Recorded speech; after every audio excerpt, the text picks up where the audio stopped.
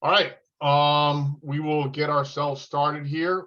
Today we're going to be going over Rule 6, not Rule 4. Rule 4 we'll begin Rule 4 next week. But today we're going to go over technical fouls. I'm going to do my best to keep this to only an hour. Everybody here is a coach, to the best of my knowledge, and/or someone who has played the game, so we're relatively familiar with a lot of the technical fouls. But I think that looking at it from an official's point of view is something that is going to be a different perspective, as far as understanding the way that we as officials are going to make our calls and the game management skill sets that we use when we are making all of our technical foul calls. So Rule 6, there is an acronym, the TPOD, the principle of advantage disadvantage.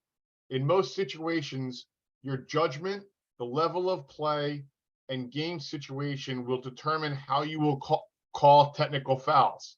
Some fouls you must call. These are the lines calls, such as offsides and crease violations. Some of the other technical fouls you can have a play on. I think that we've all heard officials shouting out play on. Generally, technical fouls are about advantage, disadvantage. There are a couple exceptions, obviously, like I said, the line calls. The advantage differs on the base and the level. A college player can usually push through a soft push more than a 14U player can. And sometimes the defense can disadvantage themselves by creating a foul, whether it be pushing a player illegally into the goal crease or something like that, creating that kind of disadvantage. You don't want to bail them out when the offense can benefit from the defense creating a technical disadvantage themselves. Oh, here we go. Come on. Nope. So the technical fouls are going to be either a motion foul, a contact foul, or a game management foul. Motion fouls are going to be offsides, crease violations, illegal procedures, illegal screens, and warding off. Generally motion fouls must be called regardless of perceived advantage. Use your play on technique whenever possible, like for loose ball situations. We will go over later on the play on and when to use it and how to call it. I'm sure you guys have all seen it. But essentially, if there is a loose ball push, the official will put his hand up. It's a bad view of me right there. And he'll shout out play on. And that's the communication to everyone, the coaches and the players, that we have seen something that we are going to call a foul if the player that was fouled does not maintain his advantage that he originally had. Moving picks, screens are also very big hot button items in today's game. And warding off is also a hot button, especially because in the high school game, two-handed wards are not allowed. Okay, two-handed wards are not allowed. You can have both hands on your stick and you could still be called for warding. Okay, I don't know how many of you coaches know that, but if you still have two hands on your stick, before you couldn't be called for warding, now you can be called for warding. Illegal contact would be holding, interference, pushes. There's a lot of judgment on these. The experience and the skill level of the players is going to determine what should be called. So, this is where we start building up our book of references in our head about what we're going to be making a call and what we're not going to be making a call in our game. And whatever call you're going to be making in the game, as far as technical fouls, some of that stuff could potentially change as the game's going. There are obviously, we are not looking to try to change a personal foul from the first quarter to the fourth quarter. we have a little bit of judgment and our experience as officials to be able to kind of guide what's going on. Sometimes you can talk players out of doing things. Stay off the back, stay off the back. You know, watch the stick, watch the holding. You know, that kind of stuff. You can kind of, as the game goes on, maybe in the first quarter you might call that, but now as you got a close game and you're in the fourth quarter, you might try to use some communications. Not saying that you can't try to set the tone in the first quarter and use verbal communication to the players and try to get them to stop doing that, so that way you have an easier time later on in the game. But we all know that the games kind of heat up a little bit more, and we need to be focused a lot better in the fourth quarter than we do sometimes in the first quarter. Game management, these are conduct fouls. Essentially, these are minor calls that are technical fouls only because of the lower level of adjudication, whether a player gets a little pissy and doesn't like a call, and they take the ball, and instead of just leaving it there on the field, they kind of throw it down and it bounces away from the player. So now they're disadvantaging their opponent because they had diaper rash. These are the calls that you're going to end up using to control the pace and the speed of the game, as well as behavior. Stall warning is also under the game management. You can put a stall on other times than when you are 4 goals or less with 2 minutes remaining in the fourth quarter. If a team is not making a move toward the goal, you can communicate with your partner and make a decision whether or not you guys do or do not want to put a stall warning on at any time of the game. That is your judgment. That is your game management technique that you're going to use and build on. But I would suggest that as a beginning official, those are not really, that's kind of something you want to leave up to a more experienced official before you start making the stall calls that are outside of the 2-minute warning with 4 or less goals. All right. So let's see a couple of videos here with the motion fouls. Is there a video or no? No, there's not. Maybe later on. Yeah, there will be one in a little bit. All right. So go back a little bit, Ryan. Sorry. So offsides. These are your line calls. Offsides is not only always an advantage. The offsides must be called due to a line violation. Essentially, you're watching for tippy toes. When do these things happen? Those tippy toe calls happen when you have an attacking player that's now on defense chasing that midi to the midfield line. That's those situations where you're going to be looking at and trying to focus on what's going on by counting the players on the offensive half of the field. When we count, you're always going to be counting forward. In 2-man mechanics, the trail is going to have the responsibility, and you're looking for, like I said, the one-touch toe in transition, and then you're looking to count forward that there's 7 guys on the offensive side of the field. When the game is settled, you can then count both teams after the ball is across the midfield line. So this is definitely a call that we miss the most and everybody sees the most because they're not watching all the other things that we're watching. It does take a lot of practice to get this right. Some of the techniques that you can use is, you know, that when the ball is transitioning across the midline, you're going to have 3 attacking players on the new offensive half of the field. So you're starting at 3 right there. So as the next player comes across the midfield line, that's your 4, then your 5, then your 6. Okay, so that's how many players, obviously, since we discussed it earlier, and you're all coaches, how many you're supposed to have on the offensive side of the field.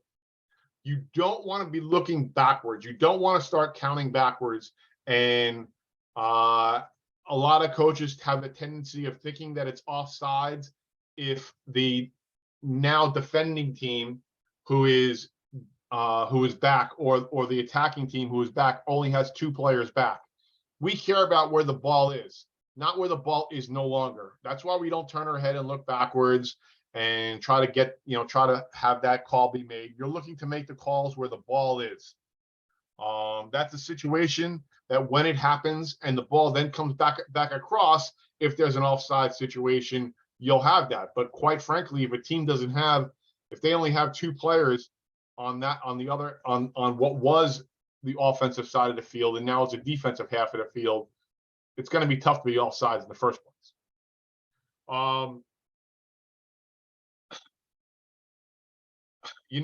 So as I said before, you're going to start counting, and you want to try to do your best to start with the attacking players, and then you can start counting the middies as they're going across the field. You want to count the offense first and then the defense for obvious reasons. If the offense scores when they have too many players on the offensive half of the field, then you're going to have to adjudicate something else and take care of all the other stuff. So before they even get that opportunity to take that shot, if you have an offside situation, blow your whistle. Technical foul, it's a change of possession. Technical fouls are either a change of possession or a 30-second time serving penalty. Okay. What you're going to use is you guys have experience, I gather, but start watching some videos and start taking a look at those offsides, whether it be in the college game or in high school games or in videos that you have, and see when that stuff happens. There is no offsides if a player runs off the field. So player A is chasing player B. The attack player A is chasing midi B, and player A runs up to the midline, but he then runs out of bounds and then crosses the midfield line out of bounds. That is not an offside situation. Okay, the player made a good, smart play, even if he runs out of bounds and it's not in the box area. So long he doesn't go across the midline inside the field of play. If he goes across the midline on the opposite side of the field, outside on boundary lines, then that's fine. When the player comes back on the field, he can't delay his re-entry onto the field, and 2, he can't enter the field obviously in an offside spot. If he does, then you have an offside play. The player that ran off the field needs to come back onto the field on the side of the field that he left. You guys understand what I'm saying here? Oh yeah. All right. Okay. So let's go over a couple of videos here.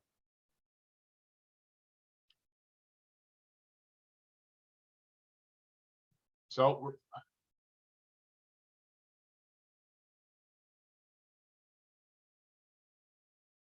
now we see we've got too many players, right? The blue team's got too many players in the field. The official made the call. So as we see this, the lead official, okay, Ryan, point to where the lead official is. The lead official, he is not really the one that's going to be making that call.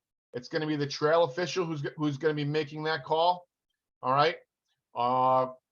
It could have been made a little bit earlier, but it was made in time, so that way no shot was taken and no other situations ended up happening. So run this through again. And we see there's 6 players on the defensive half, right? And you have 1 player on the offensive half, right? Now you got all those other guys down over there, the other attacking players. Makes the call, and the procedure call is hands on the hips, and then you roll your hands. Offsides procedure, ball goes the other way. Player just drops the ball, white team picks it up, and then we start going. From a mechanics point of view, right after you make this call, you as the official that just made the call, since you're now going to be the new lead, you need to start hustling your butt all the way up to the midline. So now you're able to call anything, any illegal substitutions if players start just coming on the field without somebody running off. Okay. All right. Next video.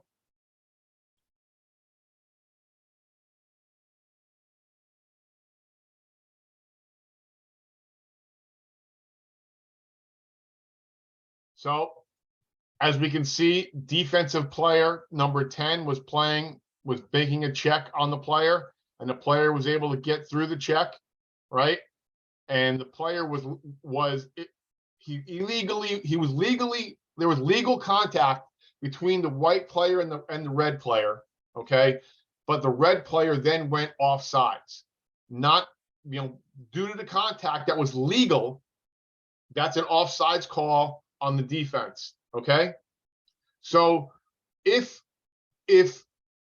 number 10 goes over, all right, white team still has possession of the ball, the official properly threw his flag because the offending team does not have possession. Okay. The offended team has possession and they still maintain possession. So the official is going to throw a flag, and because he threw a flag, that means it's going to be a 30-second technical foul for offsides. Okay? Do we understand that? Any questions? Run this by again. Okay. Legal contact, 10 goes offsides, flag gets thrown. We can see that. Legal contact, 10 goes offsides. 10 just has to hit the gym a little bit, all right? 10 just has to hit the gym a little bit there. All right, so the only question I would have would be, is that player number 10 that just went offsides, is he allowed to go, and now that he's offsides, can he continue after that player and continue to play that player? Yes or no? Let's go with Jack. Yeah, you answer. Yep. 100%. Yep, he can. So what happens if another player, let's say number 15, was to have stepped across the midfield line, and would that be another offsides or not? Joe? Yes, because he didn't defend the first time. Okay, so if there's a second violation, you would then stop play. 2 flags would end up stopping play in high school. Okay, in high school, 2 flags would end up stopping play. That would be the only time that you would stop play, is when there's the second flag causes the officials to stop play. Okay, so if another red player went offsides, there would be another flag, and then you would stop play. 2 players on the red team would end up having to serve a penalty, number 10 and number 15 in this example that I'm giving you, and then the red would end up having to play two men down, and then the ball would restart right where the whistle was blown. So 10 offsides.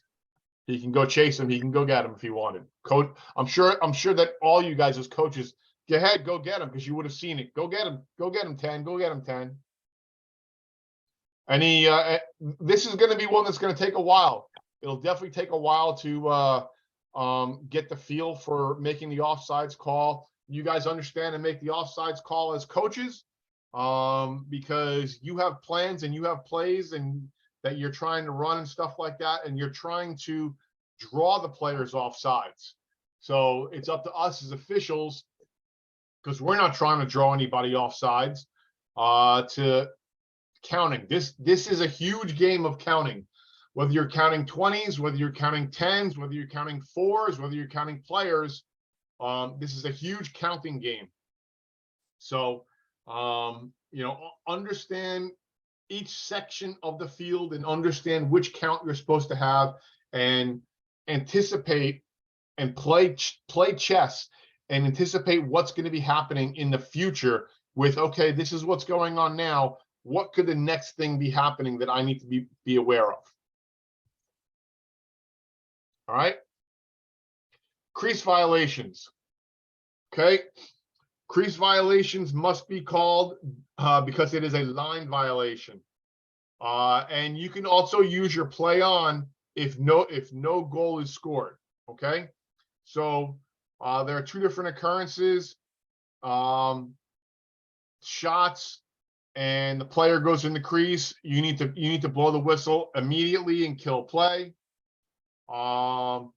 And essentially, when there are dodges down by the crease and stuff like that, and the player ends up stepping in the crease, you want to kill play and end it, so that way there's no follow-up fouls.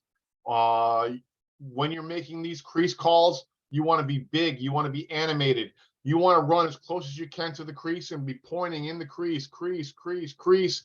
Put your hand up and point the opposite direction so that way everybody knows where the ball's going. While you're pointing down to the goal, white player in the crease, you're blowing your whistle, you're coming up. No, kill and play, crease, crease, crease. Hand goes up, play goes back the other way. You're giving your partners an opportunity to understand what's going on, because they'll understand the nonverbal communication that you're giving by putting your hands up and pointing down to the crease, and they will then stop what they're doing and start transitioning back up the field, so that way the play can move back up the other way, because a goalie is going to realize that they are now going to have the advantage because that player's in the crease. I can quickly throw that ball upfield and maybe get a fast break back up the other way. Other situations would be loose balls. You want to give the goalie a reasonable amount of time to get the ball out of let's say it's in the back of the net. Let's say it's on the, whether it's on the outside or the inside of the net, you want to give the goalie a reasonable amount of time to get the ball and maintain his advantage. And then when you have these situations where the goalie's clamping on it and stuff like that, we know that a player is not allowed to be touching a goaltender stick when he's inside the goal crease. Here's where it gets a little bit complicated. So if you have a player that is trying to play the goalie and get that ball, okay, a clamp by the goalie is not possession. A clamp by the goalie is not possession. So in that time that the goalie then rolls the ball back up into his stick, for that split minute second, half a second, quarter a second, that ball might be loose up in the air before going back into the goalie's stick, the player is allowed to touch the ball in the crease, not the goalie's stick. Okay? So in this situation, let's say the player then does swipe at the ball and taps the goalie's stick. You would have a play-on situation, okay? Because there is no advantage gain. You're going to call a play on. Everyone's going to know and hear that you have a play on, okay? I will tell you, my son's a goalie, and the team that he played on was absolutely awful at clears. So, me being a referee, I told him, I will tell you what I told him. When you hear a referee say play on because you're a goalie and you get possession of the ball, I told him to drop the ball. I will tell you that I told him to use the rules to his advantage, because anybody know what happens when there's interference with the goalkeeper in the goal crease? Free clear. Free clear. So, smart goalies, will do that.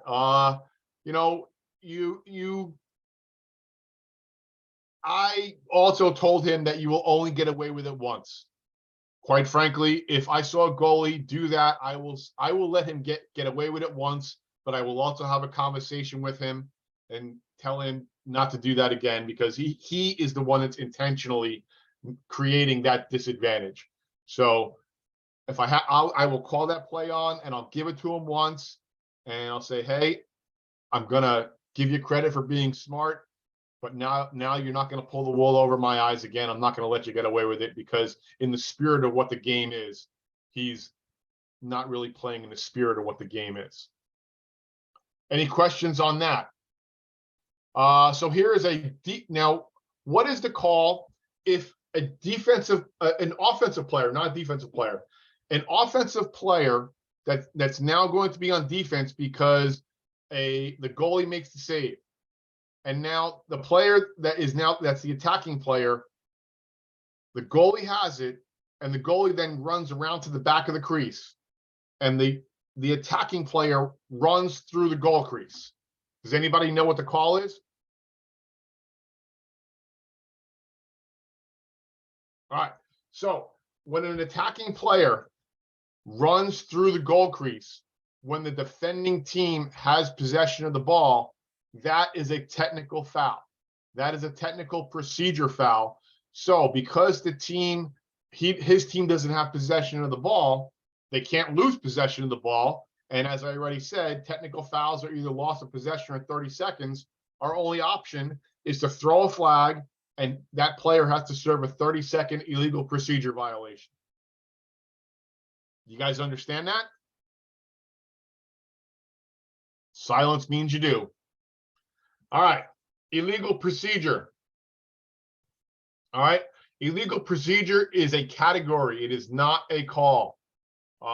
So what you're going to do as an official, you are going to explain what it is that happens.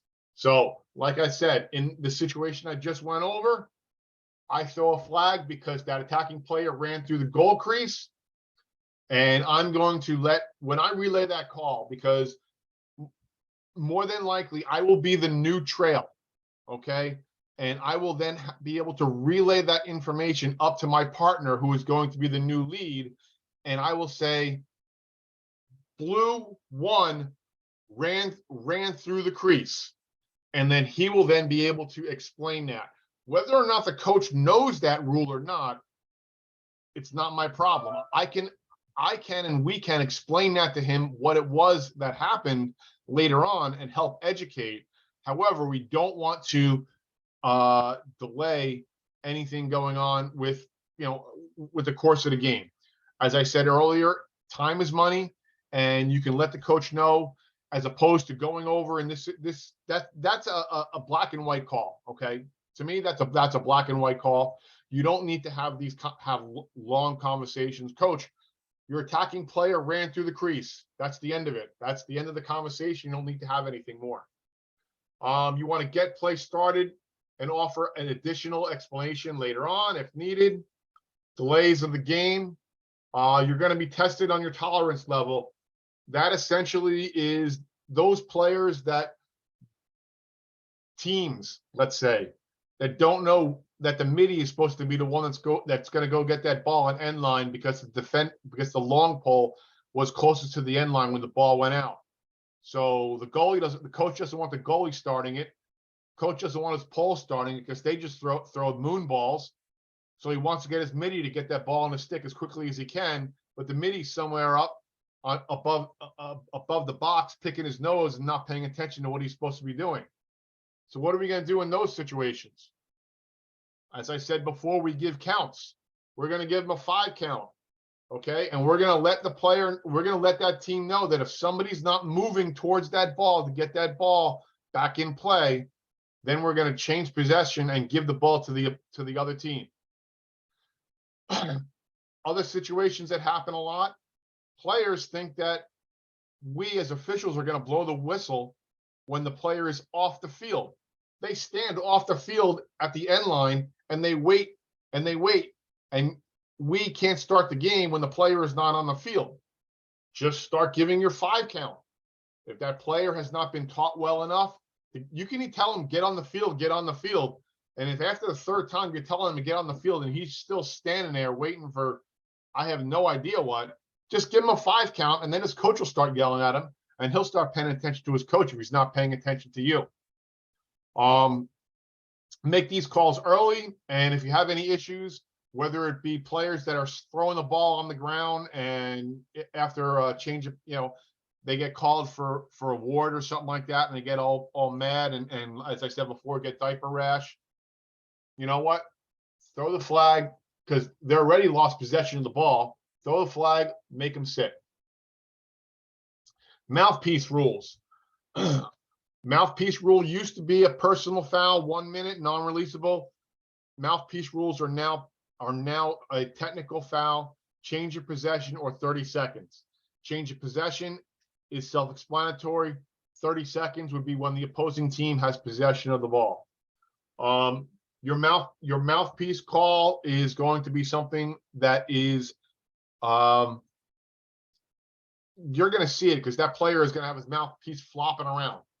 They always have it out and they have it flopping around, or the player stick in the top of their helmet, and you're going to see it. And if you're not going to see it, the video camera is going to see it. And if that player gets injured and has some sort of concussion, and the video shows that that player was playing without his mouthpiece in, you're going to probably have some lawyer contacting you. So if you see the players playing without a mouthpiece, please make sure you take care of that situation and get them to have it in. If you have a player near you and he's not involved in the play and his mouthpiece is not in, hey, one, put your mouthpiece in, put your mouthpiece in. You know, I've told players, dish the ball and get your mouthpiece in. Dish the ball. Yes, do I want to call a mouthpiece rule? You know, no, I don't. All right. But the world we live in is telling me that I have to make that call because I like my house. I like my car, and I don't need to give it to somebody just because I decided that I didn't feel like making a technical foul call. Steve, Yes. how about the player that hooks it on the side of his mouth and lets half of it hang out and just chews on the edge of it? That is an improperly worn piece of equipment. All Okay. players must be when we speak to coaches at the beginning of every single game, coaches, to the best of your knowledge, all your players are properly equipped according to rules. The answer is yes. That means that that coach has taught his player how to properly wear his mouthpiece. Does that answer it for you? Sure did. Okay. Some other illegal procedure calls: improperly marked fields. We spoke before about the lines all the way through the logos in the middle of the field, whether there's the mid lines and end lines. I have gone to fields where the top of the box was only just a box. The top of the box is supposed to run from sideline to sideline, not just be a box. So give the coaches an opportunity to fix that stuff and make sure that if they're not able to, then it's just a possession at the beginning of the opening faceoff. Other calls is leaving the restraining area before possession is called during a faceoff, leaving the substitution area early before a penalty has been finished, or a player playing the ball while he is standing out of bounds and the ball is inbounds. Okay, you need to have your feet inbounds to be able to play the ball. Other illegal procedure calls: more than 4 poles on the field, too many men, delaying the game. How many times have you guys had, as coaches, you've had the wrong players on the field, or you wanted to swap guys from the wing side on a face-off, and we're delaying the game because you don't have the proper guys on the field, or you're yelling to get guys on the field and stuff like that.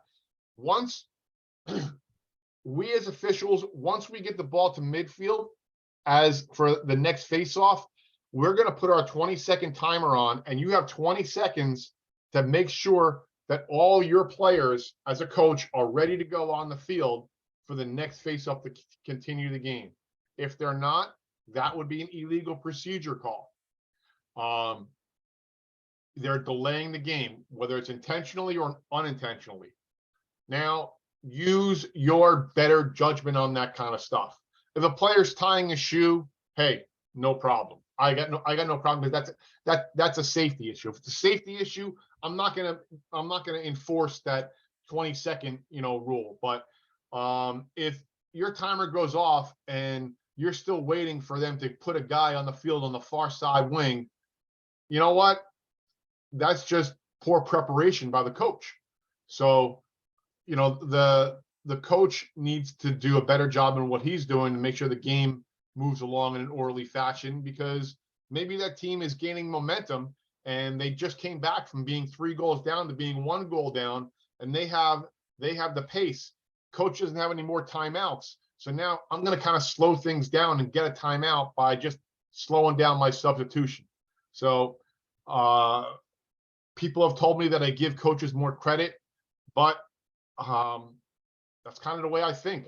I think that if there's situations where I can gain an advantage, as I told you, I told my son how to cheat, use the rules to his advantage. I'm telling you that these are the ways that as the years have gone on, and using the rules to my advantage. If I was a coach, those would be some of the techniques that I would use. Other illegal procedure calls is not failure to give 5 yards to an offensive player on a restart before engaging them.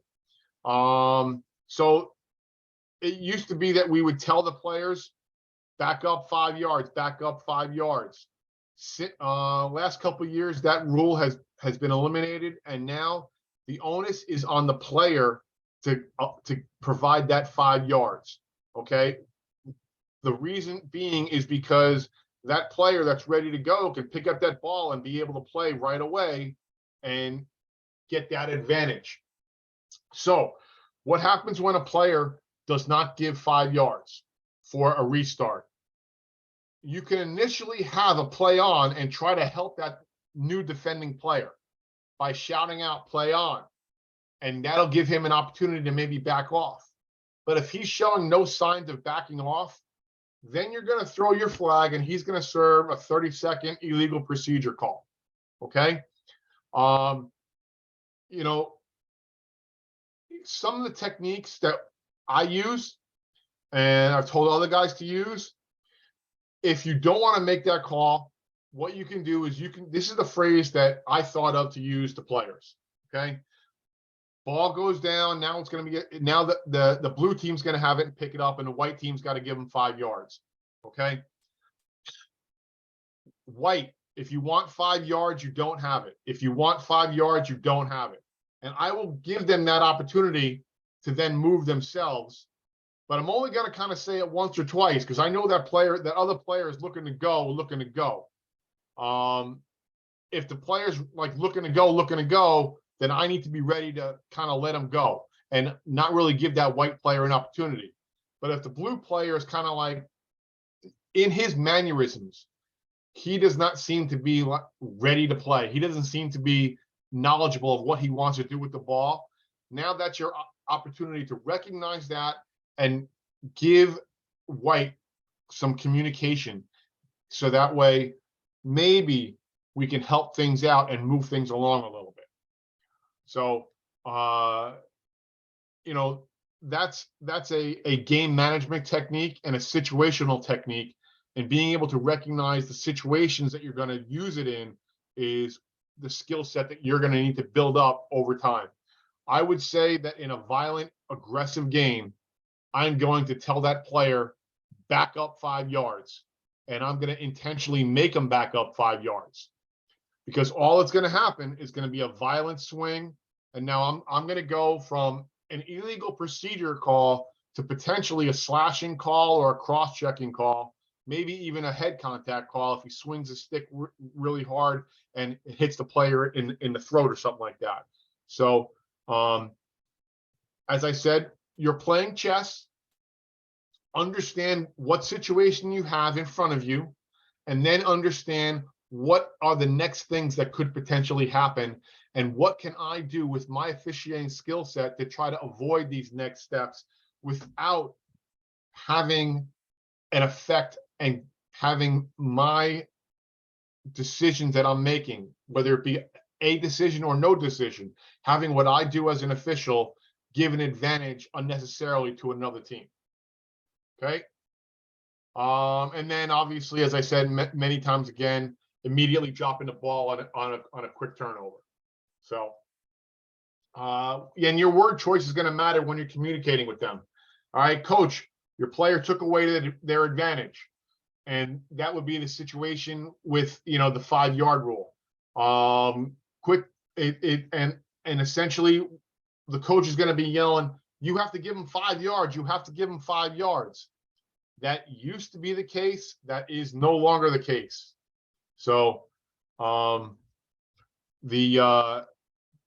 listen, I don't know how old some of you guys are. I don't know how long some of you guys have been involved in the game, but once in a while, I've still had coaches asking for a horn on the sideline for a change, and it catches me off guard a little bit, and then makes me chuckle a little bit that that's an individual that a school district decided needed to be the head coach of a lacrosse team. So, you know, every now and then you get a little laugh. Any questions about illegal procedures or any of the illegal procedure we've gone over so far, gentlemen? All right. Illegal screens. All right. These are, is the player moving or is he not moving? These are moving picks. The player that is creating the pick can have their feet no more than shoulder width apart. Their hands, arms, and stick need to be inside their body frame. A player having their stick across their body, so that way it's on either side of their body, is an illegal screen. A player that pops out his elbows outside his shoulders, that would be an illegal screen. And their feet need to be shoulder width apart, no more than shoulder width apart. A lot of the common things that happen are going to be the leaning, the players not being set before contact, and the wide stance. It is happening more and more the more people that are playing box lacrosse. So keep an eye on the players understanding the pick situations.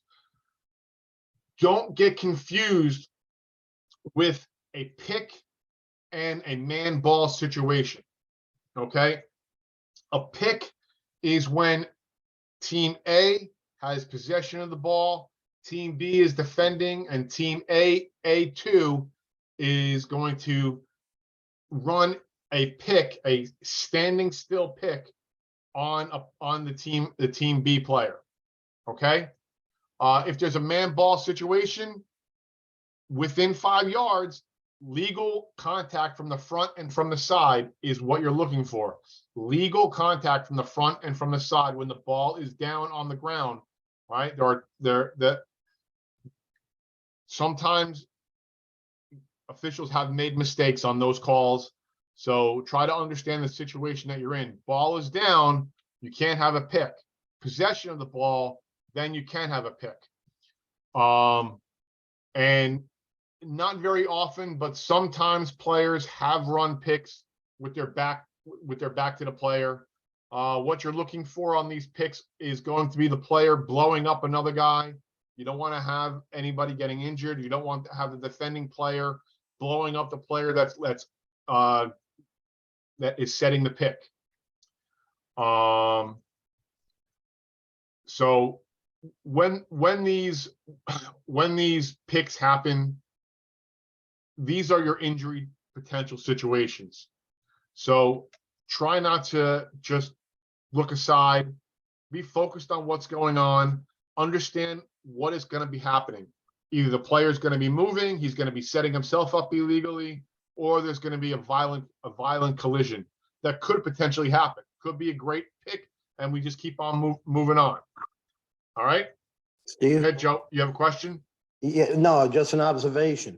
If you look at the picture, the player in the black setting the potential pick, his stick is sticking out wider than his shoulders. Yes. That's An illegal screen. right. All right. Here's our illegal screen call. Okay. So But if they don't make contact, that's not illegal. right. If there is no contact, then there is no illegal screen. The white player may run around and create a different path for himself because of this, because of the pick. But if he doesn't make contact, then there is no illegal screen.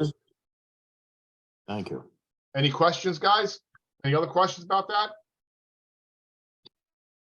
Okay. So here's an example of illegal screen, a video.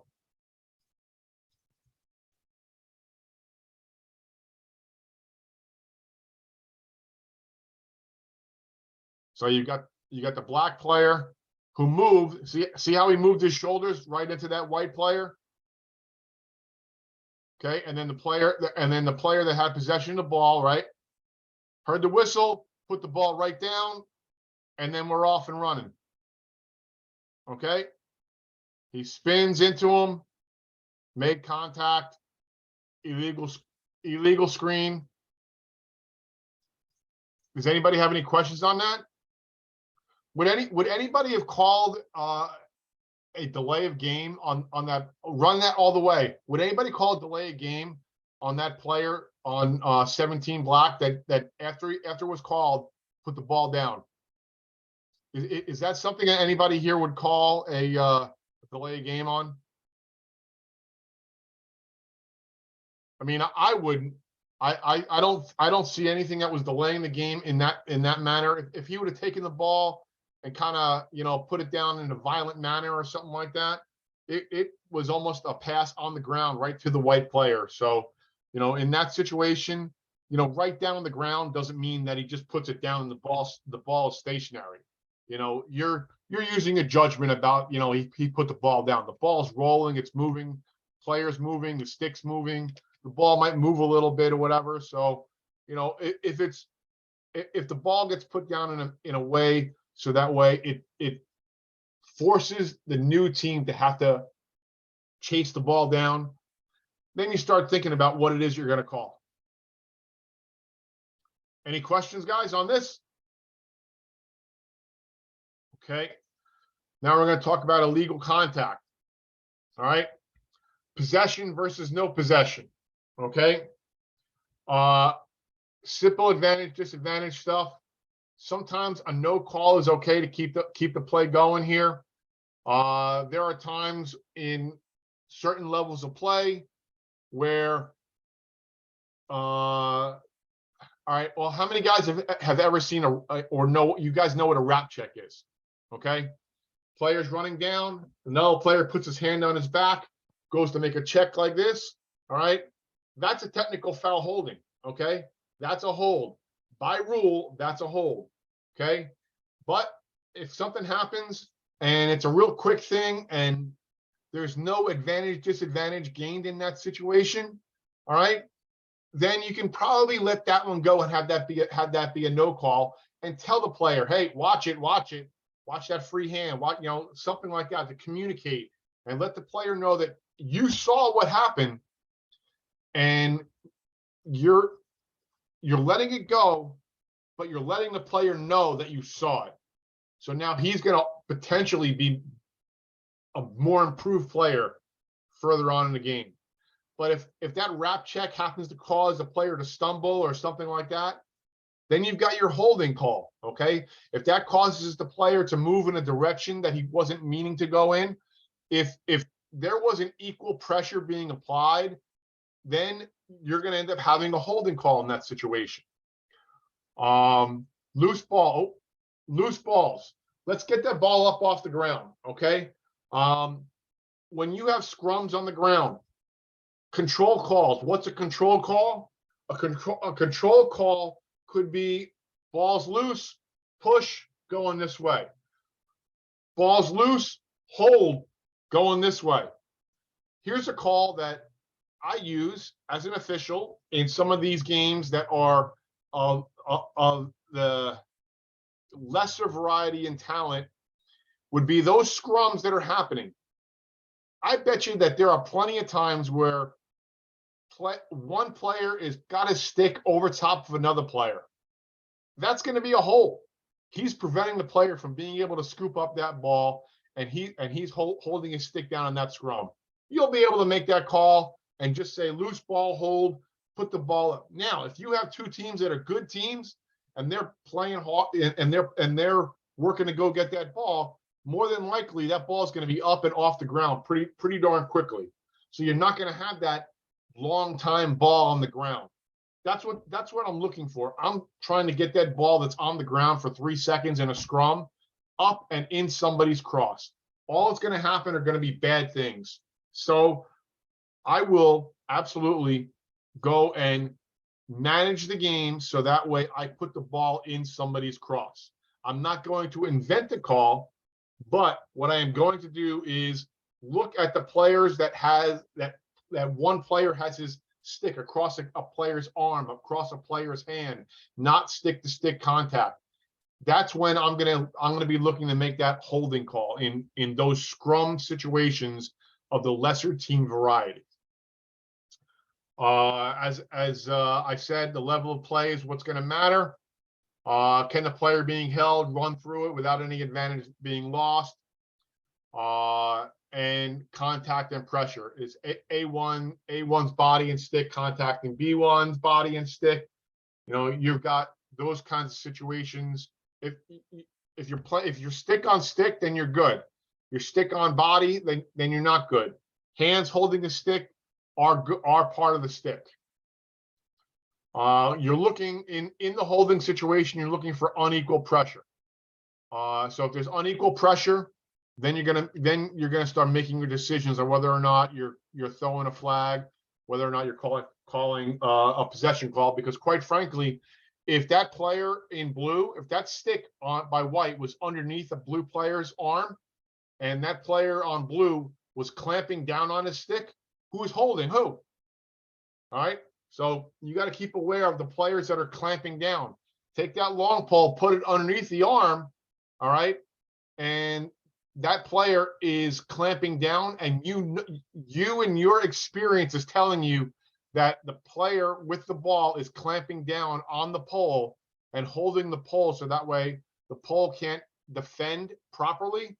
Then the penalty should go on to the team carrying the ball, not the long pole. You guys understand those situations?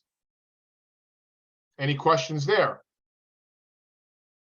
Okay, let's go on a holding video.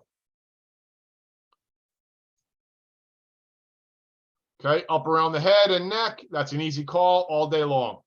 I mean, that's grandma up in the stands sitting in her wheelchair is going to be able to make that call. So the initial contact, okay, wasn't really on the neck or anything like that. Would you hang? I'll let this run. So there's another hold, pulls him back, changes his direction. The player was going in towards the goal, and a scoring opportunity was taken away because of the hold.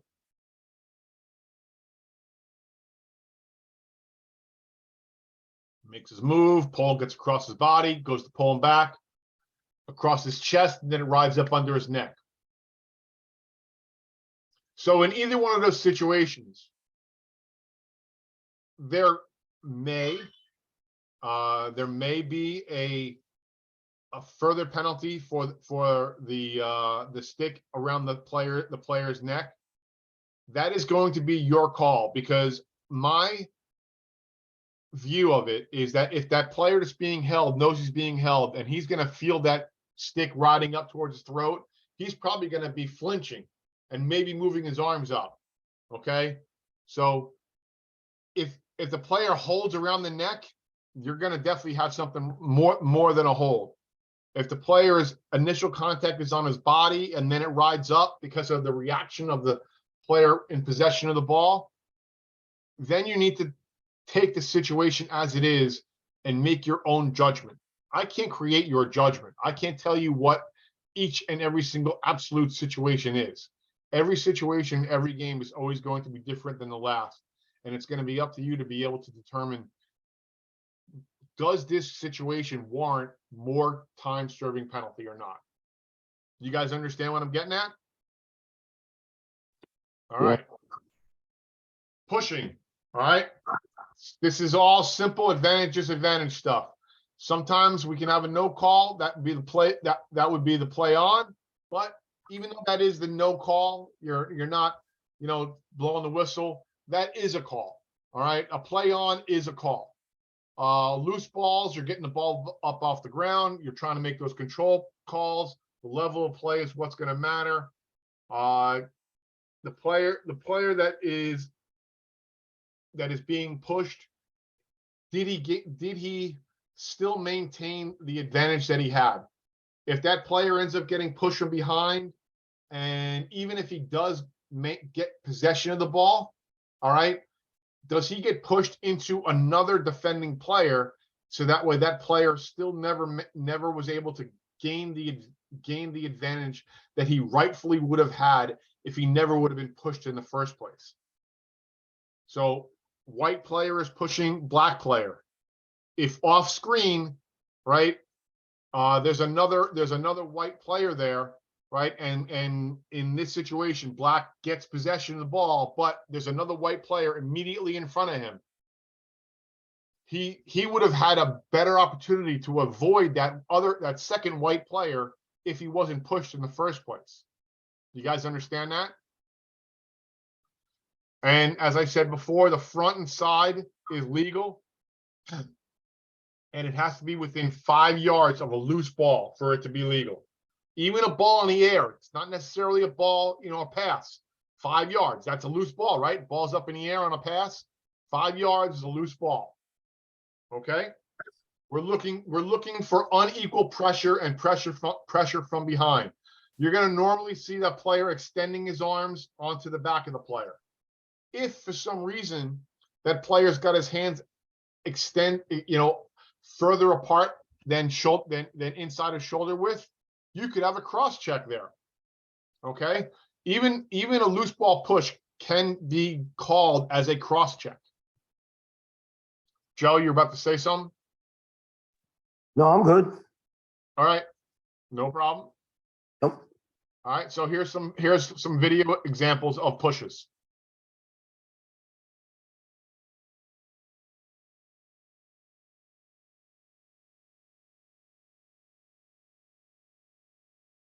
Okay, ball's bouncing around. White player pushed blue player. Blue player lost his advantage. Close to that sidelines over there. Ball's bouncing around and then he pushes them. All right. I think that he earned in my opinion, in that video, not seeing whether or not how far apart the player's hands were, I'm calling that a loose ball push. All right. Some of the times that you're going to see a lot of pushes are going to be those times when coaches, all you guys are coaches, are yelling at the player, push him out of bounds, push him out of bounds. You know what happens in those situations is a lot of times that player's back is to the player with possession of the ball, has his back to the player that's defending them, and then he pushes them from behind out of bounds. And a flag gets thrown, and then there's that whole misunderstanding of what the rules really are that happens. And conversations have to happen, and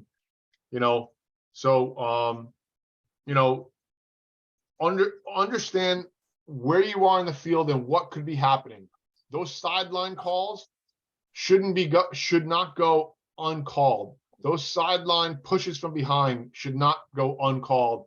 And if it's excessively and overtly violent, or their hands are extended further away than inside their shoulders, then you could have penalties, whether it be a cross check, whether it be unnecessary. Player runs nonstop into a player and blows him up. That could be more penalty time for just a simple push. Questions? Okay. Interference. Interference is going to be something that's going to happen essentially at the top of the crease by offensive players.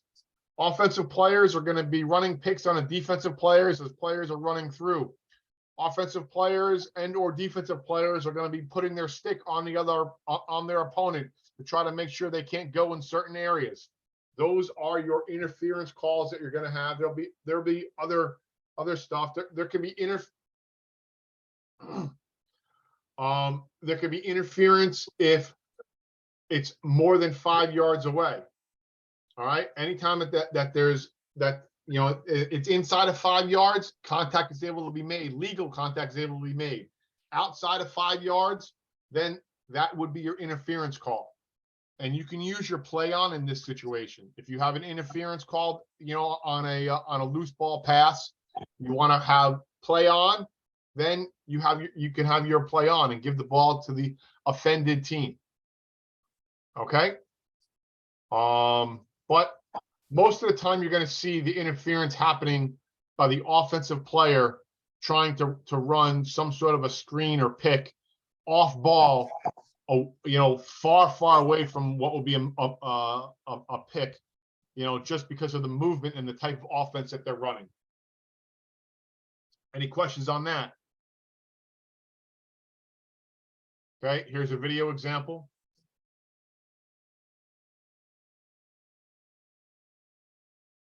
So we're looking for a blue play, a white player running some interference. Oh, actually, they've got a defending player knocking the stick out of the white player. I'm just seeing this video right now.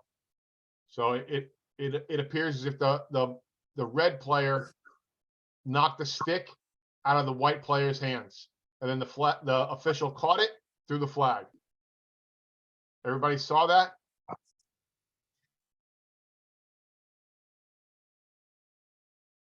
All right. Okay, another video example in the next slide.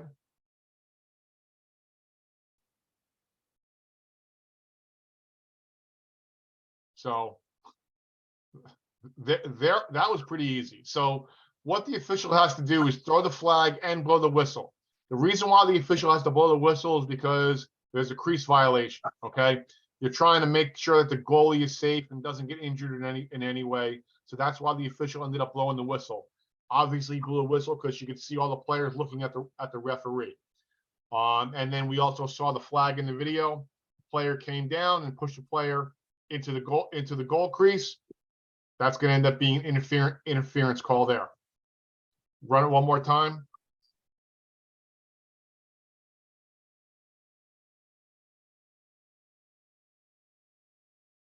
Okay, that's not good defense in any way, shape, or form. Any questions about that? Okay. Game management fouls. These are your conduct fouls, okay? These are the ways that you're able to get the coaches and the players under control. These fouls are normally called on the assistant coach, because the assistant coach decides that he is going to get into your ear, he is going to come out onto the field, and he is going to protest what's going on. He does not have that right. He does not have that ability. And when you make a conduct foul on an assistant coach and take the ball away from him, now that assistant coach is going to have to answer to the head coach. You are only to be speaking to the head coach. You are not to be speaking or engaging with the assistant coach. Okay. When these situations happen, you've got options. Your options can be obviously one, taking the ball away. Option two could be a 30-second foul if that coach's team does not have possession of the ball. If that player gets out of control. If a player decides to taunt or bait another player on the opposing team, throw a conduct foul. Conduct violation would be one arm out to the side. Unsportsmanlike conduct would be both arms out to the side. All right. Conduct fouls on players would be the way that they make hand gestures, the way that they make, some hand gestures you're gonna go right up to the top and go to unsportsmanlike foul. All right. But players that decide that they're gonna start turning around, like here's one that I know I have called and probably gonna call again. A player makes a juke on another player and then turns around and makes some sort of taunting, baiting gesture towards that player he just juked. I'm glad that you can juke him, but you're not going to keep possession of that ball. That ball's going to go the other way, because that's something that's happening that is not part of the spirit of the game. These players need to maintain their composure and understand that things like that are not going to be tolerated on the field. Okay? All that's going to happen is that incident is going to cause that player that just was baited and taunted to get retribution later on.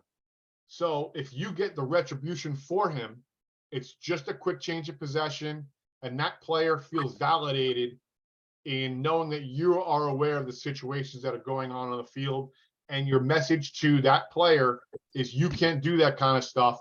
And when his coach is going to see that, he's going to be reprimanding that player, or he should be reprimanding that player.